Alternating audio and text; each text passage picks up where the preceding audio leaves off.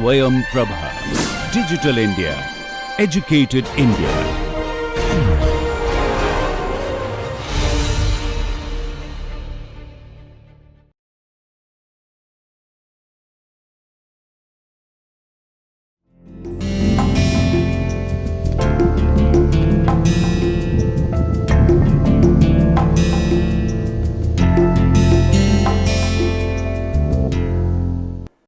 Good morning, my name is Himanshu Tyagi. I am teaching this course titled Heat and Mass Transfer.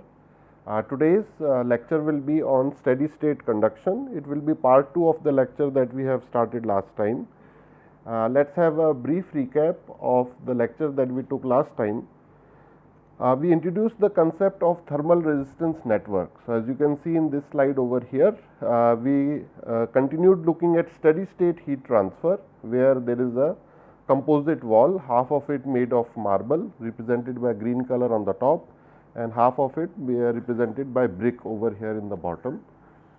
So, ideally it is a slightly complicated problem with convection taking place on both sides of the wall, but with the help of this thermal resistance diagram shown on the bottom left of this particular slide, we were able to simplify this problem significantly. So, today lecture we will continue this particular analysis. Towards the end of yesterday's lecture, what we had done was we looked at concept called thermal contact resistance, where when two different materials are brought in contact with one another, like shown over here, there is always some gap inadvertently left between these two materials, which causes certain resistance, which is known as the contact resistance. And we have defined it with the quantity RC shown over here, which is the reciprocal of 1 by Hc, which is the thermal contact conductance. So, in today's lecture I wanted to continue with this and do a solved example. So, I will go ahead and do that.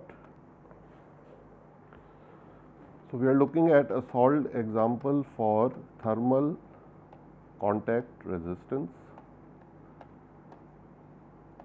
and this will be helpful because it will help us give some idea about some numbers, that what exactly is the picture going on over here. So, let us say this is a plane wall,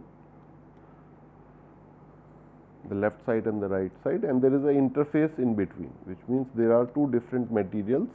In this particular problem, I have assumed it is the same material. So, it is brick over here and brick over here as well, but we have joined them together such that there will be certain temperature drop in the middle. So, what we are going to expect is something like this, and we know because of contact resistance there is a finite temperature drop inside the block itself. On the left side we have hot air, on the right hand side we have cold air, and we will try to solve it using the thermal resistance network approach. So, here the temperature is T infinity L, heat transfer coefficient HL. On this side the temperature is T infinity R and the heat transfer coefficient is HR. We can also show the direction of heat transfer taking place is from left towards the right, and we can draw the x-axis over here. So, let us try and draw the thermal resistance network for this particular point. So, we will start with the highest voltage or the highest temperature on the left side and the lowest voltage or lowest temperature on the right side. Then let us put some dots in between over here. In order to represent this contact resistance, we will place another resistance in between over here. So, if I label these numbers over here as this is temperature T1, this is temperature T2 on the right side, and in between we have a drop from temperature T3 to T4. So, let us put our temperatures on the bottom scale as well. This is T infinity L, over here we have T1, on the other side we have T2, then we have T infinity R on the extreme right side, and in the middle we have T3 to T4, and all of them are connected with individual resistances. So, this is the convection resistance R1. Then the brick wall has a resistance R2, then this is the contact resistance. Maybe I will draw it with a different color so that it becomes clear that this is what we are focusing on today. Then the right hand side of the wall has another resistance, and then convection resistance on the right hand side over here. So, let us label these resistances like this. This is resistance R3, this is the one we are most interested in. So, what we want to find out in this particular problem are these red values we want to evaluate. So, I want to calculate T1, T3, T4, T2 because these are all unknowns right now, and I want to find out the rate of heat transfer which is taking place over here. So, I will try to pick some familiar numbers. So, T infinity L I will take again as 50 degrees centigrade. Let me pick a darker color. HL I will take same as in the previous classes, I will take it as 2 watts per meter square Kelvin. T infinity R I will take as 15 degrees, and HR I will take as 4 watts per meter square Kelvin. I think so far everything is clear. Let me go ahead and write down these resistance as well. So, if you remember from previous class, if we have a convection based resistance, so we used to represent it by 1 by HA. So, I will write it as 1 by HLA because it is on the left side. Similarly, on the right hand side the resistance becomes 1 by HRA, and we also remember that the resistance for conduction heat transfer is essentially L divided by Ka. So, we have what will be the length that we will take over here instead of L, which was the total length over here. Now, for the first portion I will take length as L by 2, then for the last portion I will again take it as L by 2. So, here the L length becomes L by 2 divided by K of the brick divided by the area, because area for all the resistances is same. Similarly, R4 will turn out to be the same expression, L by 2 divided by Ka. Now, the red R3 is the interesting part. Let us try and figure out what should be the value of this R3. So, what should be its value? So, from previous slides, if you go back 2 slides, we remember thermal contact resistance values we can find out if you know the thermal contact conductance. So, let me use a new slide and define this variable that I am going to assume for this particular problem. So, maybe if I have space, I think I can write it here itself. So, over here I am going to define R3 is 1 by H3. So, usually certain tables are available which give the values of H. So, just a word of caution, this H is used for defining the convective heat transfer coefficient HL, and this H3, although both have same units, they have different meanings. So, please take care of that particular point. So, I could find in literature there is some table available which gives for different type of fluids what is the value of H3, because if you recall from yesterday's discussion, thermal contact resistance or thermal contact conductance, whichever we are interested in, they both depend on how much is the gap between these two surfaces. By gap we mean what is the surface roughness, how much pressure are we applying, because we analyzed it in last lecture. If we apply larger pressure, then these two surfaces would tend to have more contact points, and lastly which material is actually filled inside over there. So, I will present that table over here. So, we can have different type of fluids,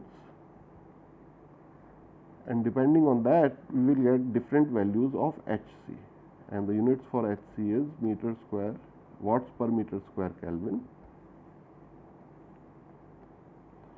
So, this table is presented for if there are 2 slabs of aluminum which are put in contact with one another and assuming a surface roughness of about 10 microns. So, 10 microns is actually very smooth, and the pressure which has been assumed over here is 1 atmospheric. So, if we have different type of fluids, let us start with air, and then we will go on to better and better fluids like silicone oil, and we will also look at glycerine.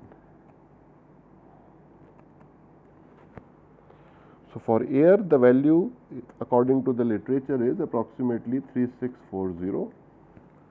So, what would we expect that Hc, which is the conductance value for better fluids, better conducting fluids like glycerine and silicone oil, will it be better than oil or worse than oil? So, conductance should be higher. and that is what we see over here. This turns out to be 19,000. So we have better and better conductance. This is approximately 38,000. Now, in this particular problem, because we have brick, I am going to assume that the roughness is very high and it is filled with air gap. So, some typical value I am taking over here, and just to show that there is a significant temperature drop over here, I am going to assume a very low value of thermal conductance. So, this is just for illustration purposes. You can see that this value is significantly lower than any value given in the table, because the lower the value of the thermal conductance, higher will be the delta T that we will see in this particular result. So, delta T we mean T3 minus T4. So, we can show it over here. This is the delta T we are talking about, and it would be kind of inversely proportional to Hc. So, smaller the value of Hc, smaller the conductance, the large would be the temperature drop over there. Let us go ahead and try and solve this particular problem now. Now, if I know the value of Hc, can I calculate R3? So, R3 in this particular case turns out to be is equal to 1 by 50, and I am taking area as 1. So, it will automatically cancel out with the meter square. So, it will turn out to be 0.02, and the units is Kelvin per watt. The reason we have missed out on this meter square is that I am considering area equals to 1 meter square. So, if I can write it in the original diagram itself. So, length I am taking as 1 meter, area I am taking as 1 meter square, thermal conductivity of the brick I am also taking as 1 watt per meter Kelvin. This is just for ease of calculation over here. So, now what I am going to do is I will fill these numbers over here, which I have already calculated, so that we have the values of different resistances. So, if you do the calculation, this you can do on your own, but I will write the results over here. So, R1 value turns out to be 0.5, and the units is simply Kelvin per watt.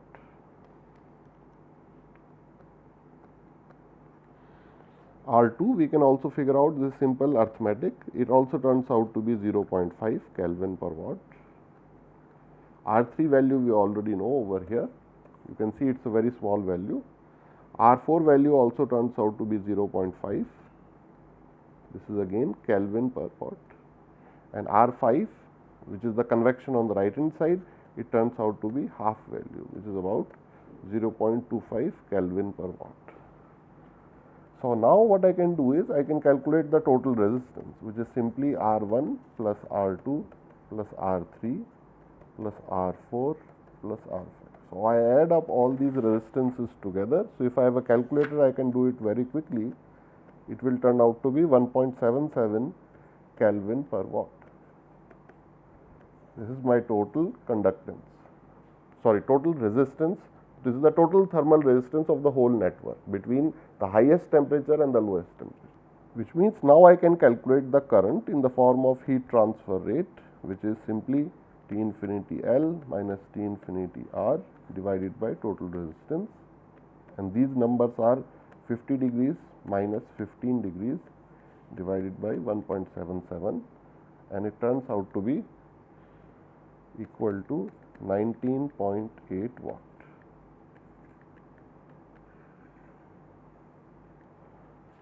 And I think those students who have listened to my earlier lectures, they would remember that earlier when there was similar problem was there, almost similar, without having any thermal contact resistance, then the heat transfer rate was slightly higher. If you remember from 2 lectures back, we used to get heat transfer rate about 20 watts. So, just for comparison I am writing it over here, but I am putting a cross because this is not that we are getting it today, this is from previous results. So, let me write it previous.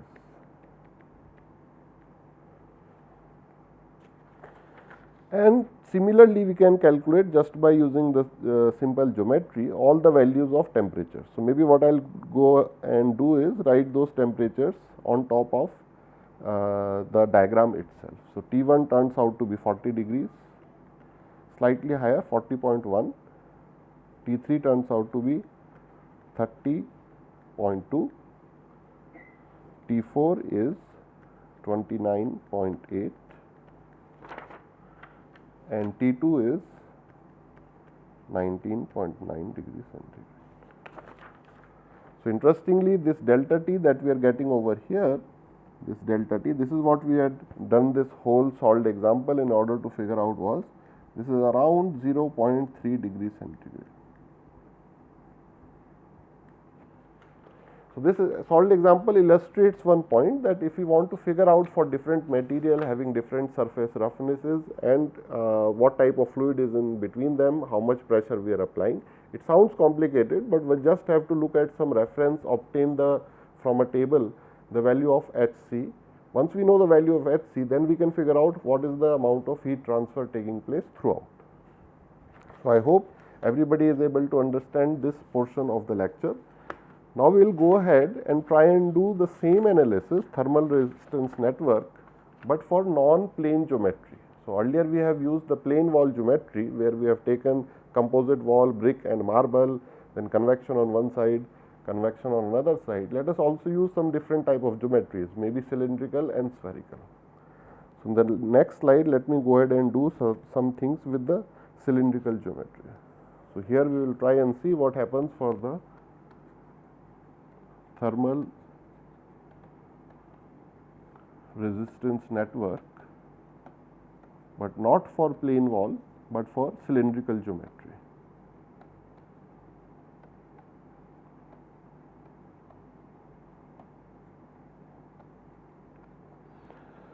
So, just to make the picture clear, let me draw a slightly larger size cylinder over here, and I can also show the length of this particular cylinder in this direction. So, over here we have this.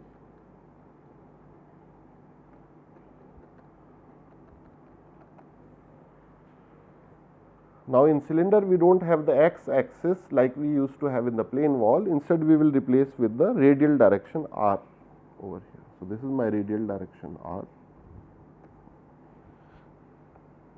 Let me put some geometries as well. So, the inner radius of this particular cylinder I will take as r in inner, the outer radius I will take as r out, and I can simplify this just calling it Ri and Ro as well. So, I will use that later on. So, what I am assuming is some hot fluid is flowing through this particular cylinder. So, in real life, where will we encounter this example? Let us say if we have steam flowing in a pipe. So, very hot steam, let us say at 110 degrees is flowing in pipe.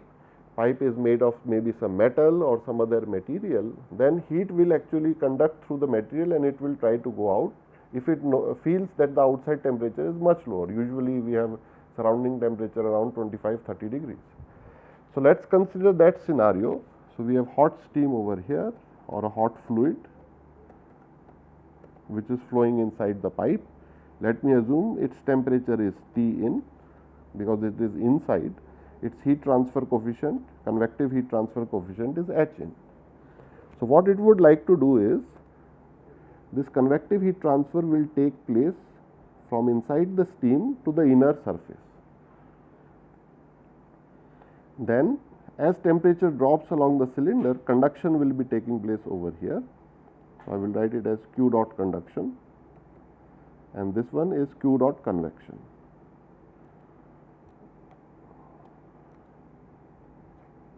Q dot convection, and then again outside it will be again Q dot convection for the outside case. The earlier one was for the inside case, right. So, here again, even though geometry is not plane wall, but we are getting almost similar concept, that on one side of the solid convection is taking place in this direction, then on the other side of the solid convection is taking place in the further direction. So, let us again try to draw the thermal resistance network over here. Just for the sake of completion, let me put the conditions on the outside as well. So, the outside condition is that the temperature is T out over here or TO, and the heat transfer coefficient is H out or HO over here. So, let me go ahead and draw the thermal resistance network over here. So, I will draw this point which is the highest temperature over here. then I am interested in this point, then I am interested in this point, and then finally outside temperature. So, I am going to connect them with certain resistances over here. So, let me go ahead and do that. So, this is my first resistance R 1, then this is my second resistance R 2, and then this is my third resistance R 3. And let me put some temperature points as well. Let us say temperature over here is T1 and the temperature over here is T2. So, now I can put corresponding voltages or temperatures over here. So, here the temperature starts with T in or Ti, then the next temperature is T1, then the next temperature is T2, and the final temperature is T out, To. So, this problem again becomes very simple, as we can see that what we need to find out over here are these red parameters. One is Q dot, the next one is T1. T1 is unknown to us, so I will put it in red. T2 is also unknown to us, so I will put it in red. All other blue parameters which I have shown in blue color, let us say Ti is known to us, T naught is known to us, and these resistances also we will be able to calculate in just a minute. So, with the help of all these blue parameters, we will be able to figure out what are the value of the red parameters. So, let me go ahead and try and write the expressions for each one of them. So, what should be the value of R1, which is the convective resistance between the inner steam and the inner surface of the cylinder. So, the expression would still be 1 upon HA. Now, the thing that we have to be careful about in cylinder and spheres is that unlike in plane wall, where if the area of one side is fixed as A, then usually the area does not change if we are assuming a parallel geometry. But in cylinders and spheres, the areas would actually change, because the area is a function of radius. So, if you go out towards the outer radius, the area is larger. If you go towards the inner radius, the area is smaller. So, why don't I go and put those area terms here as well over here. So, inner area I can write as A in. So, if I know the radius of this particular cylinder, and I am going to assume the length of the cylinder is L. So, in this particular direction, the length of the cylinder is capital L. So, this inner area simply becomes the periphery of this particular inner circle, which is given as 2 pi r I for inner multiplied by L. And similarly, the outer area becomes A out or AO, which is 2 pi R out or RO into L. This will be helpful to me, because now I can see over here, if I put a dotted line, that essentially this 1 by HA, I will have to write it more specifically, because the area is now changing. So, since I am on the inner surface, I will write H inner or HI, and the A I will take from here. So, this will be my area from here. So, this will turn out to be 2 pi r I into L.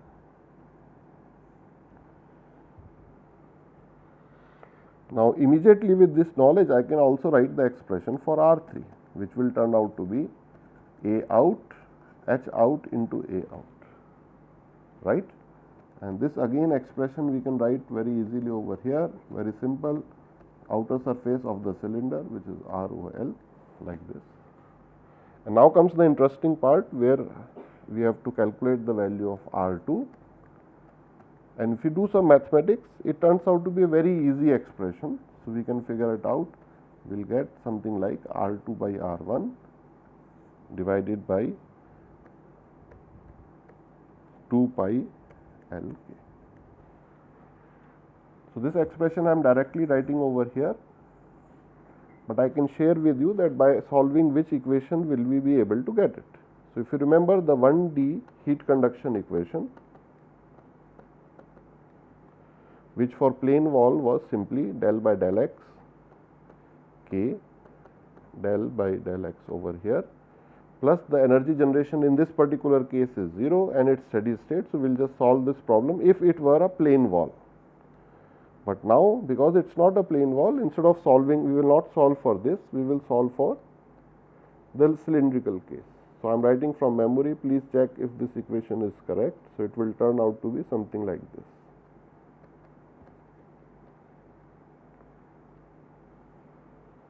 and this equation if we solve, then perhaps we will get this particular expression over here.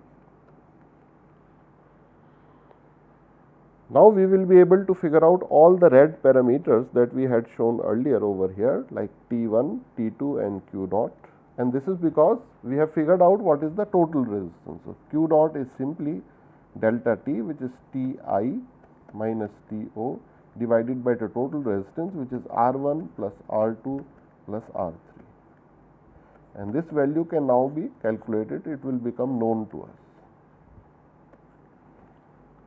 Once we have calculated the value of Q dot, we can go ahead and apply another arithmetic equation and figure out, just by solving very simple equations, the value of T1 and the value of T2. As a matter of fact, it will be as easy as solving it over here on the previous slide for the plane case. Simple energy balance will help us solve this particular equation. So, that exercise I will leave it to the students. Let me go ahead and write the expressions for the final case as well, because I hope this cylindrical case is clear to us, and the same thing we can do for spherical case. If it is a spherical geometry, how would we expect heat transfer to take place radially inside a spherical geometry? Let me assume a a spherical tank in which some hot gases are inside over there, and that tank has a particular thickness. So, if I can draw it in this small space over here, I will draw a spherical shell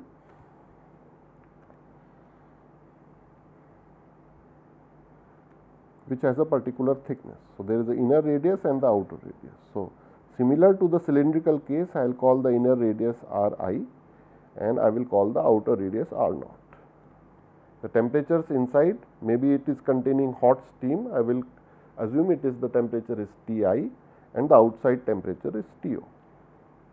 So, in that case also we will have the exact same thermal resistance network as we have over here, because we will have three resistances. If I can show it using the red ink over here, the first resistance is convection from here to here, then it would be conduction inside the sphere, and the third resistance would be again convection outside. So, the first and third resistances will have the same value, same expression as the cylinder, except that we need to change the area term now. So, let us go ahead and do that.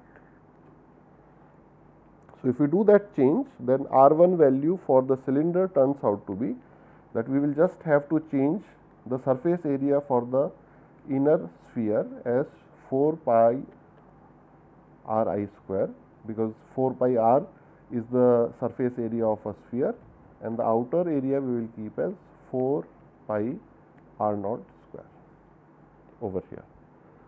So, with the help of this particular expression, we have figured out how we will substitute. So, in this case R1 will turn out to be simply Hi divided by 4 pi Ri square, and we will be able to also figure out what is the value of R3, that will be 1 upon Ho outer 4 pi R outer square. And finally, for R2 value, which will be the thermal resistance of the sphere itself, again we can solve the spherical equation, which will be given by the second power over here, and then we will be able to figure it out. It is R2 minus R1 divided by 4 pi R1 R2 K.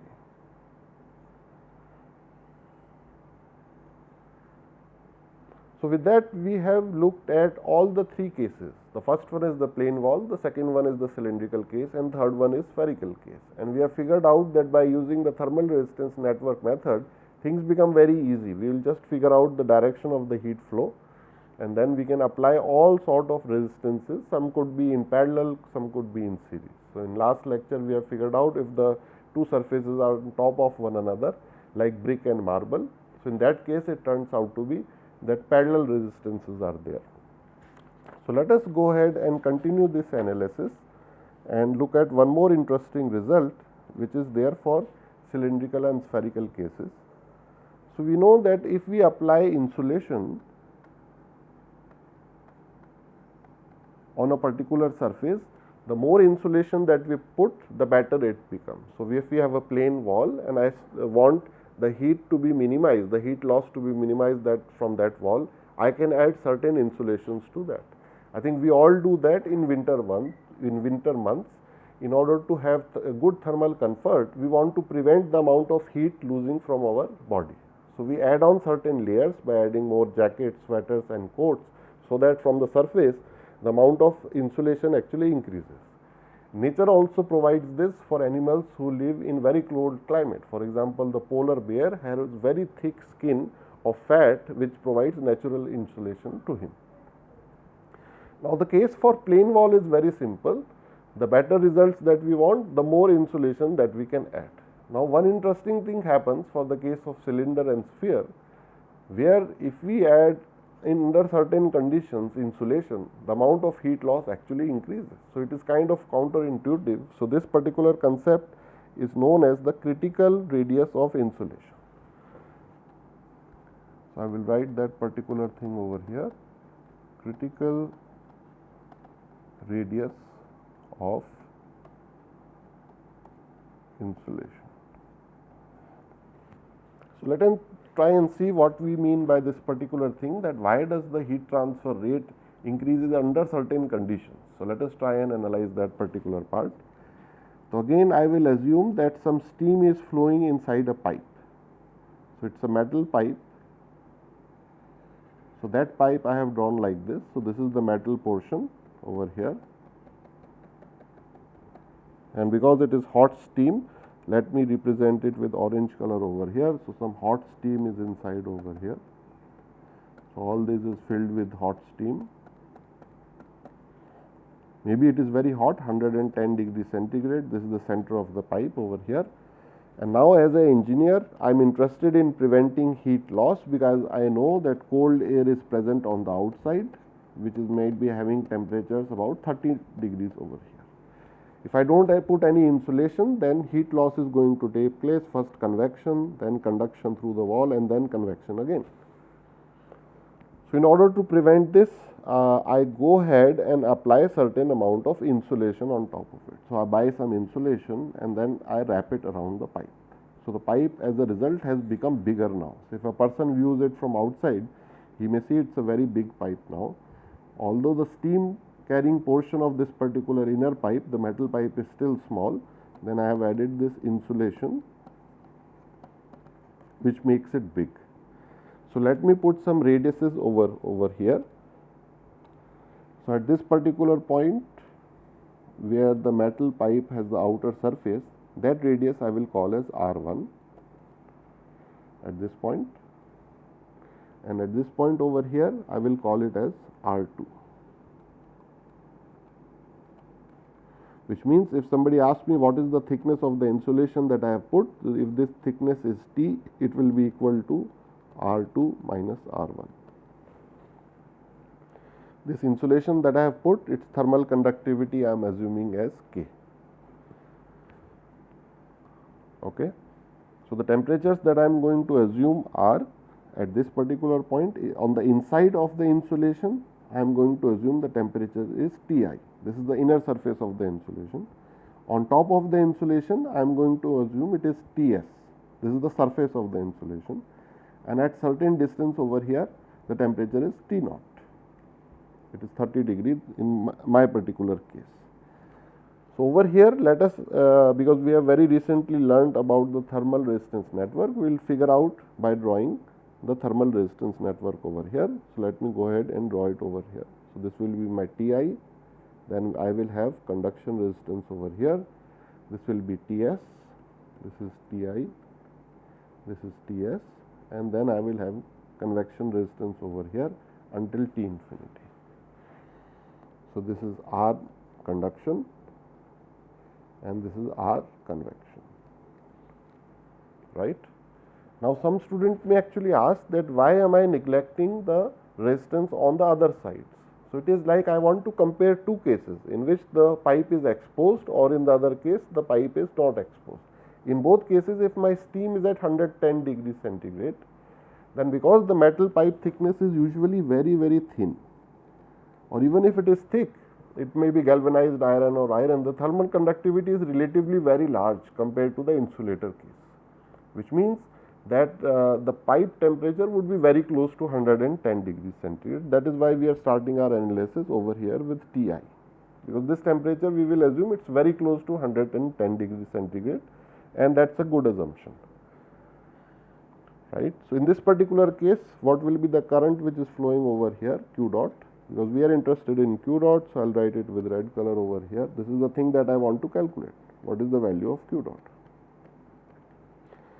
So, I can straight away write Q dot will be the total temperature drop divided by the total resistance, and this expression I can write like this. So, this is the total temperature drop is Ti minus T infinity, and the total resistance here is R conduction plus R convection. Now, for a cylinder we have already written the term for R conduction. So, I will just take this term from over here that I am highlighting with the black border over here, and let me go ahead and write it on the next slide. This will turn out to be ln R2 by R1, because these are the two difference radiuses over here. R2 is the outer radius, R1 is the inner radius. This will be divided by 2 pi L into K. So, this is my conduction resistance. Then I will have the second term, which is the convection resistance, which will turn out to be here, if I have the convective heat transfer is H outer, it will be H outer into outer area, and outer surface area of the cylinder we have already calculated. It is simply 2 pi R2 into L. I hope up till this point it is clear. Now, let us do an interesting thing. Let us try and see how does this value of Q dot change with the thickness of the insulation, because this is what we wanted to figure out in the beginning of this particular topic, is what appropriate thickness I want to keep, or if R1 is fixed, what appropriate value of R2 I want to keep, because outer radius will tell me, R2 minus R1 will give me the thickness of insulation. So, what I am asking the question is, how does Q dot vary as a function of R2? So, we have two R2s in this particular expression, one is over here and the other one is over here, and it may be very useful to see it graphically, that how does Q dot vary with R2. So, I will plot it over here. So, if it was the plain wall case, we would always expect that if we increase R2 value if we are increasing, what it means, I am increasing the amount of insulation. So, if it is a plain wall, if insulation thickness increases, the amount of Q dot will actually decrease. But what we see in this particular case is that this is true in this particular zone, but if we see at smaller values, it actually goes like this, which means there is a maximum point over here where Q dot has a maximum value. So, I will write it as Q dot max.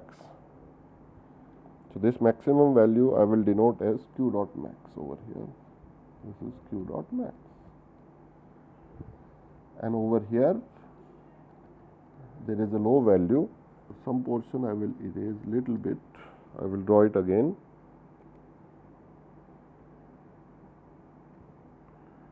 Over here, if you have, then this value turns out to be okay. Now, let us analyze this particular curve in detail.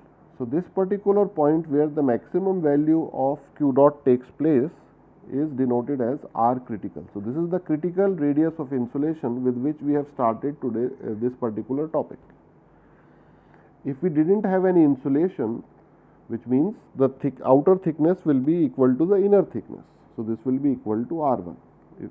So, this is the case where there is no insulation present. So, here I will write Q dot where no insulation is present, no insulation is there.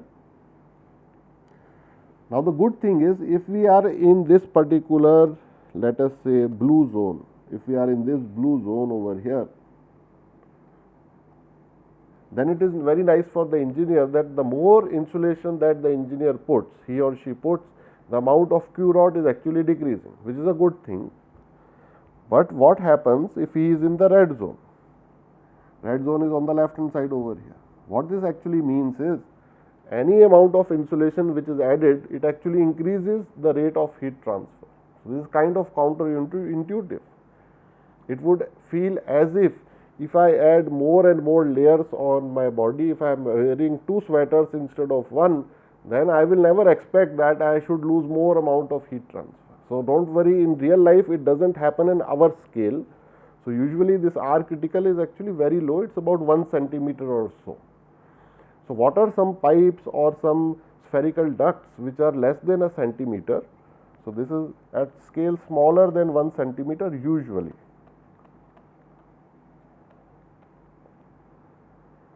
Then the electrical wire comes to our mind, because electrical wire can have very small radius. It can be much less than 1 centimeter, right? It could be maybe few millimeters. So, over there, that cover which is present on top of the insulating wire, if it is producing more amount of heat, then that cover in principle is not preventing it from losing heat. It is not a thermal insulation, it is actually increasing the amount of heat which is being dissipated over here. So, what is the expression of this R critical? We can figure out. How will we calculate the value of R critical? So, one trick we will play over here. At this maximum point, what can I tell about the slope? So, the slope is 0. Slope stands for dy by dx, right? So, what is my dy and dx over here?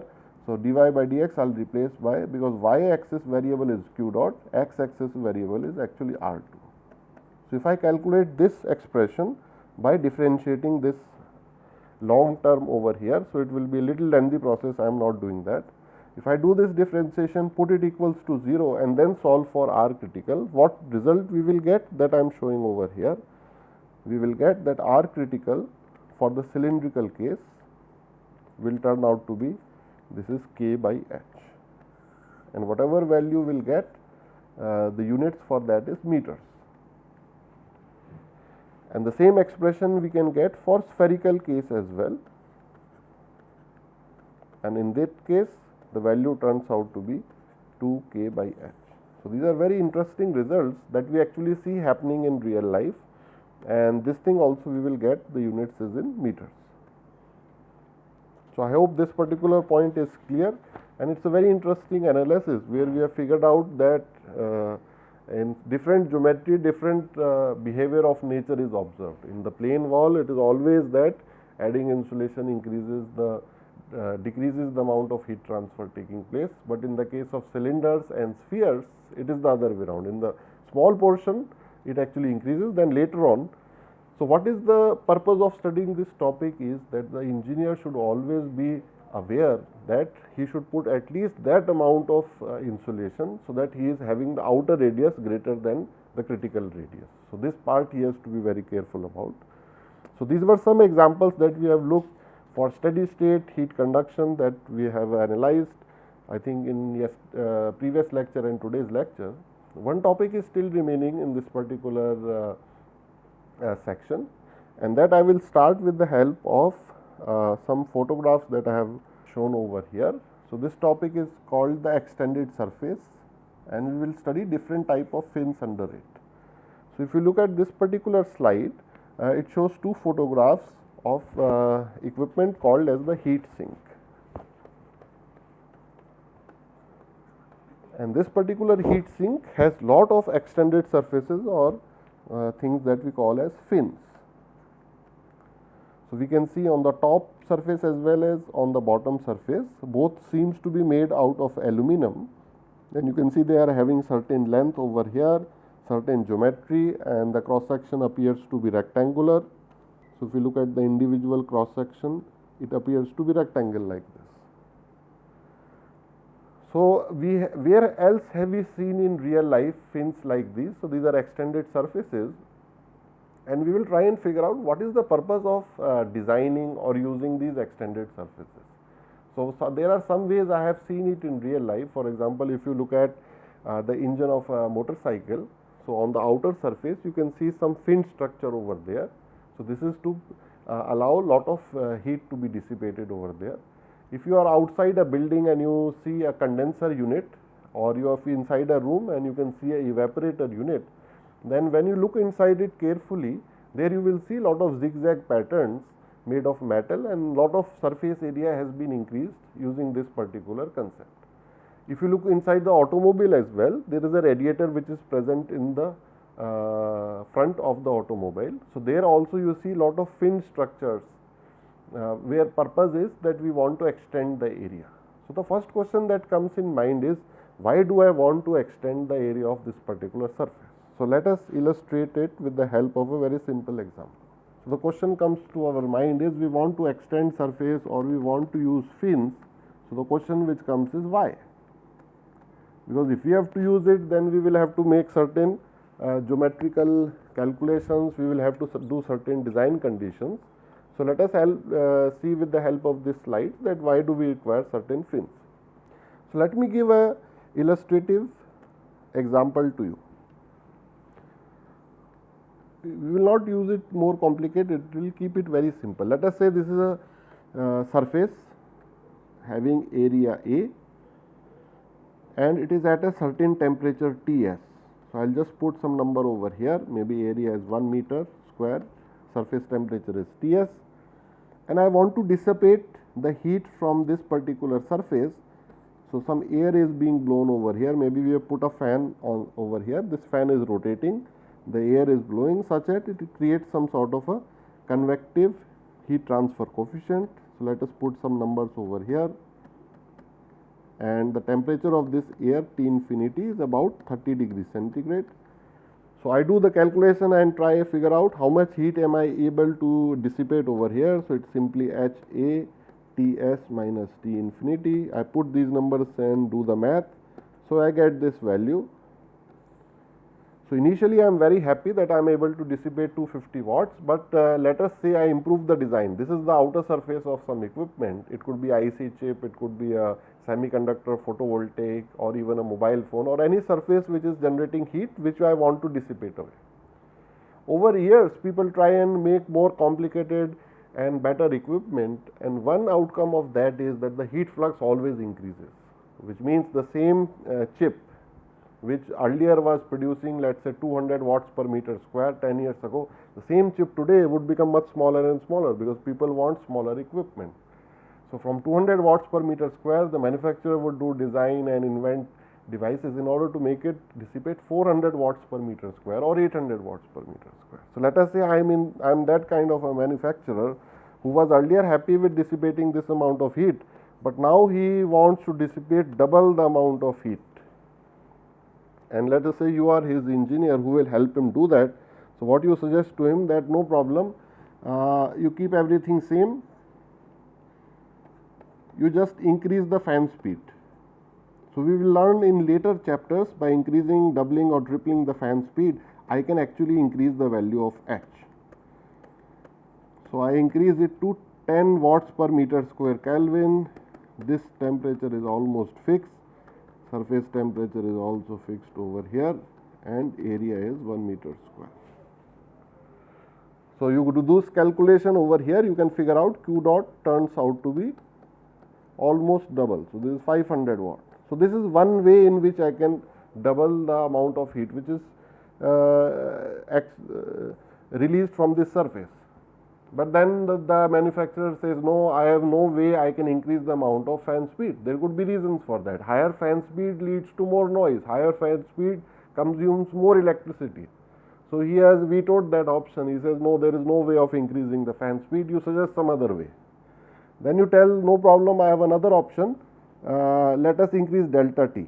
So in option 2, everything remains same as the earlier conditions. So you bring it back to 5 watts per meter square Kelvin, but earlier we were operating with delta T of 50 degree. Now let us make it 100 degree. So you say, okay, no problem, surface temperature let it rise over here, and if you do the calculation for this case, again we will get 500 watts.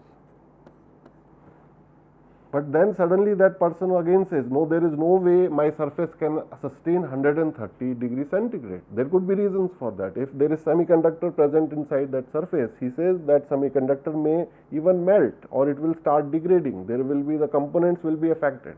So there is no way I can go above 80 degrees. So 80 degree is fixed.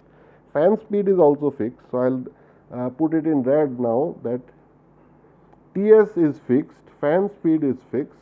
What else is available to us? Can we reduce T infinity? Of course, that is one good way, and usually it is harmless to do it, but again economics plays a role over there, that in usual life if I want to dissipate heat to the atmosphere, it is the costless exercise. It doesn't require any cost. In order to dump heat to the atmosphere, there is no cost that is associated as per known to me. But let us say if I want to dump more heat and I want to dump it to air which is even at a lower temperature than atmosphere. So what he is suggesting over here is maybe lower the air temperature to 0 degrees. So then my delta T would be higher, right? It would be 80 degrees or so. But there is a cost associated to taking the atmospheric air from 30 degree to 0 degree. So again, in principle this could work, but the cost associated with so high that the manufacturers again veto it, that no, our component cost effectively will go up. There is no way we can do that. So option number 3 he has also cancelled. Now we look into this particular blue diagram over here. Now the only thing which is remaining that I can increase is one parameter. It is this area A, which means that engineer, that if you are that engineer in that case, you may brainstorm for 1 or 2 days, then you may come up with a brilliant idea that, sir, why don't we do it in this way? Let us attach some fins over here or some extended surface or any other technique by which I make this area as 2A. Where it is written that I have to keep this area as 1 meter square, why can't I make it 2 meters square? So then it becomes 2 meters square. And the beautiful thing is, as soon as it becomes 2 meters square, my Q dot without doing anything will jump to 500 watts. So this is just an illustration I have given that to answer this question, why do we need fins?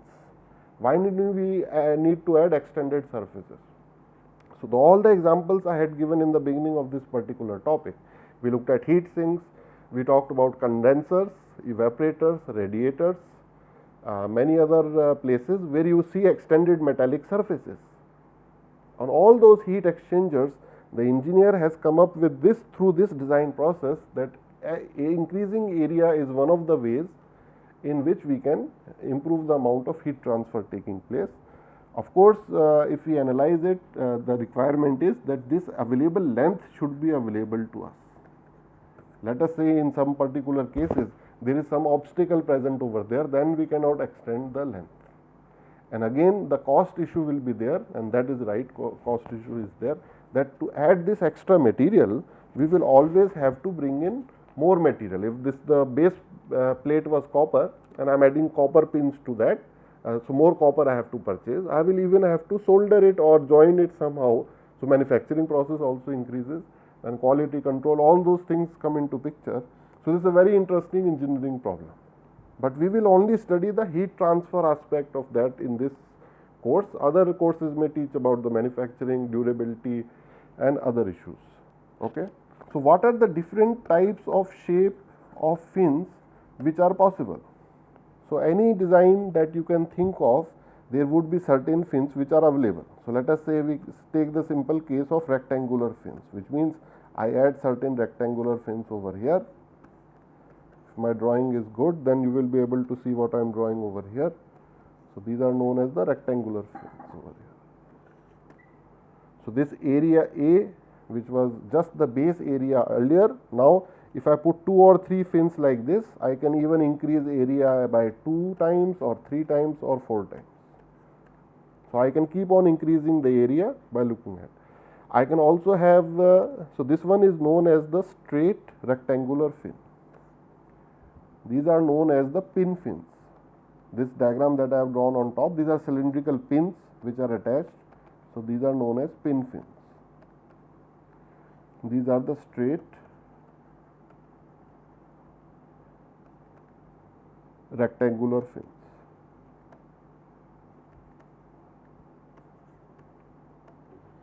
And I can also change their geometry. I can, instead of rectangular, I can make it triangular, right? So I will try and draw it over here. So if this is my surface, I can make a triangle over here, extend it a little bit, then it comes back. So this is the base over here. So you can see I am trying to draw a triangular fin over here.